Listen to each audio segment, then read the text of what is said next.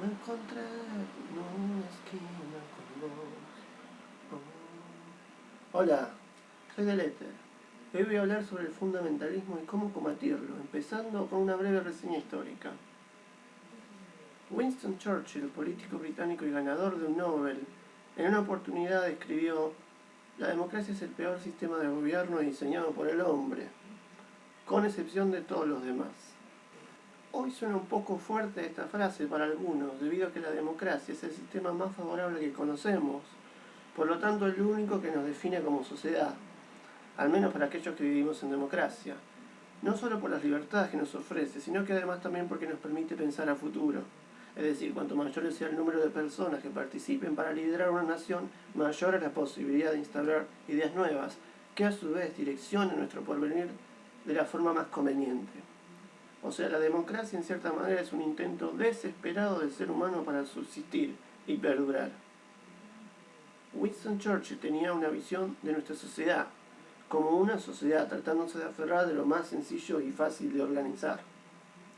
¿Por qué? Porque observó que durante la Segunda Guerra Mundial, en la nueva era nacional socialista, la sociedad totalitaria que buscaba esta Alemania liderado por Hitler, en donde no solo el poder residía en una sola persona, sino que la esperanza de todo un pueblo y un nuevo arquetipo de sociedad estaba puesta en sus ideales, el gobierno de una persona requería un sistema de tal complejidad que hasta hoy en día cualquier ser racional puede darse cuenta que para que funcione se debería vivir en una sociedad imaginaria, utópica.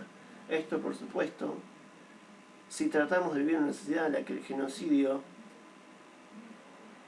no es algo aceptable. Esto es lo que vio Winston Churchill, la necesidad que tenían las sociedades del mundo de subsistir.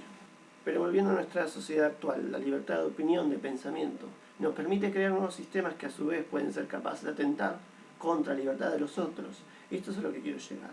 El defecto de toda sociedad democrática, tal como la conocemos, es la contradicción que se genera al otorgarle libertades de todo carácter a todo tipo de personas, y a quienes por ley se las termina emancipando por sus defectos sin cuestionar sus principios.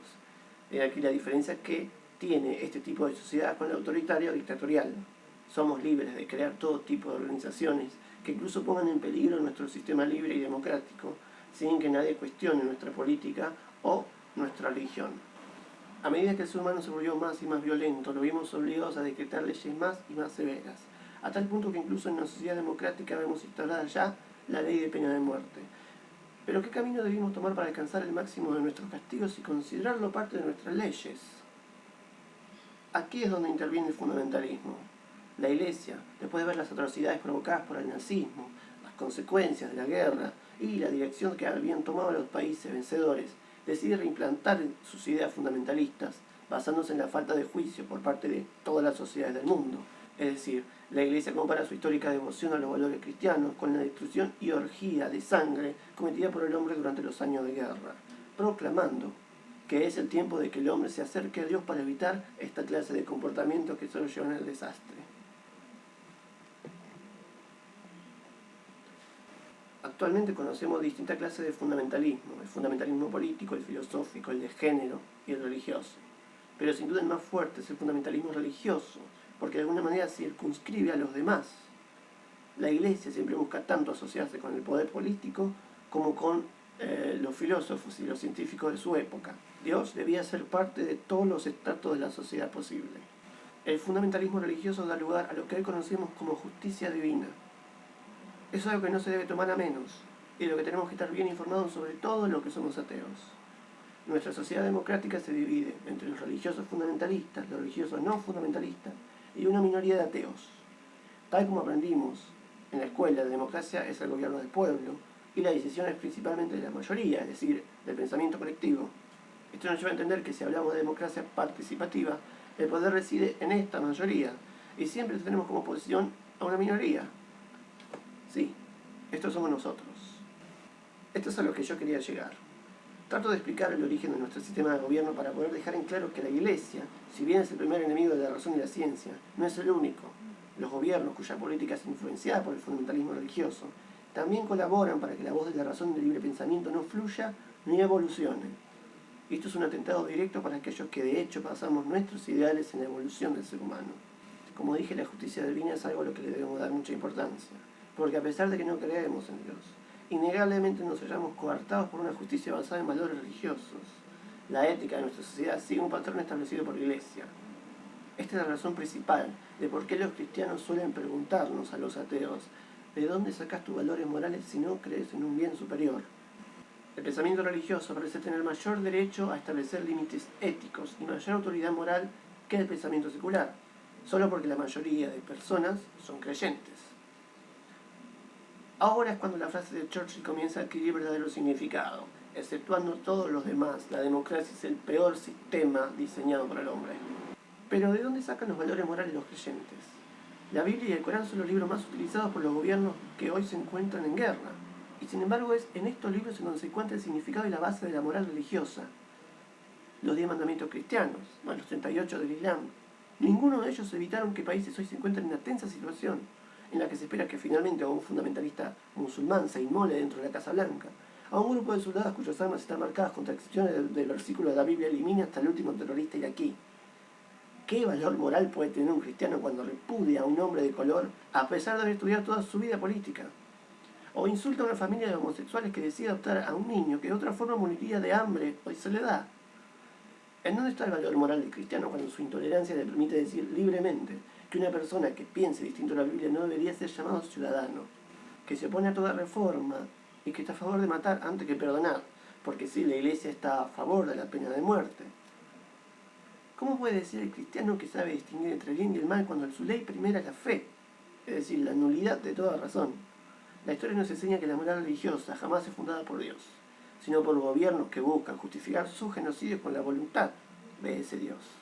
Nuestros valores morales difieren de los valores cristianos principalmente porque los nuestros sí se basan en la razón y la subsistencia del ser humano.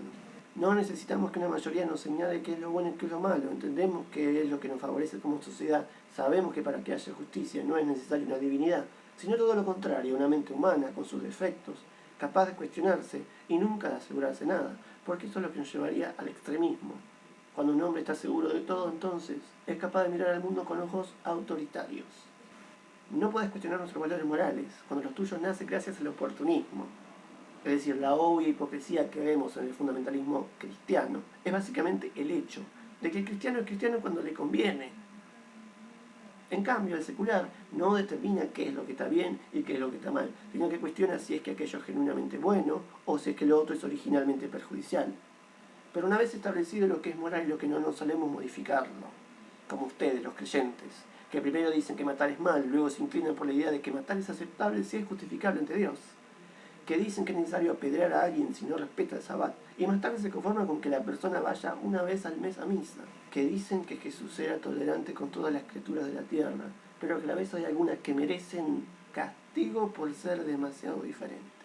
¿No se dan cuenta que sus valores de ser buenos, de no matar y no robar, se contradicen con su propia iglesia, que está de acuerdo con la pena de muerte, que está de acuerdo con dar diezmo, de ofrenda a Dios, que aparentemente siempre necesita dinero, que está de acuerdo a juzgar a otras personas por su color, género o pensamiento? El fundamentalismo es una gran parte de la religión y esto es lo que destruye todo lo que es útil y progresivo en toda sociedad. La única forma de combatir el fundamentalismo es demostrar que nuestro punto de vista es tan razonable como de cualquier ser humano libre. No creemos que exista un Dios justo, pero tampoco creemos que el hombre sea capaz de elaborar una justicia general. Pensamos que el ser humano necesita de cambio constante para mejorar y evolucionar en sus sistemas. No necesitamos de la creencia para establecer límites en la sociedad, sino que dependemos de la experiencia y la subsistencia del ser humano en base a un razonamiento lógico, que nada tiene que ver con la fe. Consideramos bueno o malo aquello que nos favorece o nos perjudica como sociedad, y bajo ningún punto necesitamos consultar a un ser superior para definir y determinar esto. El sufrimiento de las personas nos importa, pero no vamos a obligar a nadie a servir a un sistema o credo, prometiéndoles un paraíso o recompensa eterna a cambio. Castigamos el mal de las personas no por ser pecado, sino por perjudicar el avance de la sociedad, y favorecemos a aquellos que nos ayudan a entender un poco más acerca de nuestro vasto y desconocido universo. Básicamente sacamos nuestros valores morales de la lógica y de la experiencia. Eso es lo que nos diferencia de las demás especies. Podemos equivocarnos, pero siempre en carácter libre. La esclavitud del pensamiento es inaceptable. Y esto es lo que nos diferenciamos con ustedes, creyentes. No nos cerramos al ver un estilo de vida diferente al nuestro, sino que consideramos cualquier estilo de vida aceptable, que nos proporcione mejorías en nuestra conducta y nos permita reflexionar. Esto es lo primero que ataca al fundamentalista, el estilo de vida de una persona. Es algo en lo que Jesucristo jamás hubiera estado de acuerdo. Veamos. Un revolucionario contra los preceptos de iglesia, que se pasaba el tiempo rodeado de pescadores, enfermos, ladrones y prostitutas. Parece que el Mesías no tenía ninguna clase de prejuicio con respecto al estilo de vida de las personas. Incluso defendía en alguna oportunidad a aquella infiel que estaba por apedrear, diciendo que quien esté libre de culpa que arroje la primera piedra. No entendieron que la hipocresía representa todo lo malo y lo que está en contra de la bondad según Cristo, y del que, si lo pensamos, surge el concepto de cristianismo. Por eso sáquese esa idea de que ser cristiano o religioso significa ser moral. No hay forma de que un supuesto Dios todopoderoso haya creado una especie capaz de equivocarse y de tener al mismo tiempo toda la razón y la verdad del bien y del mal. En este caso sería un Dios tan incapaz y tan inútil que simplemente no podría lograr conciliar la razón con el instinto.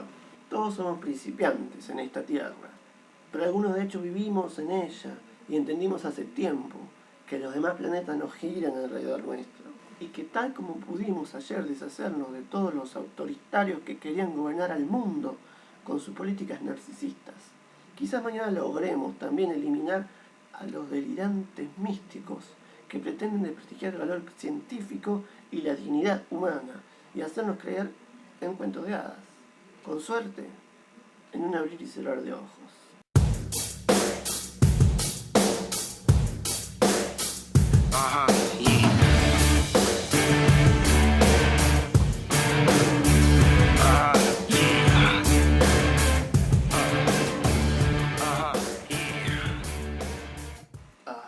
Qué calor.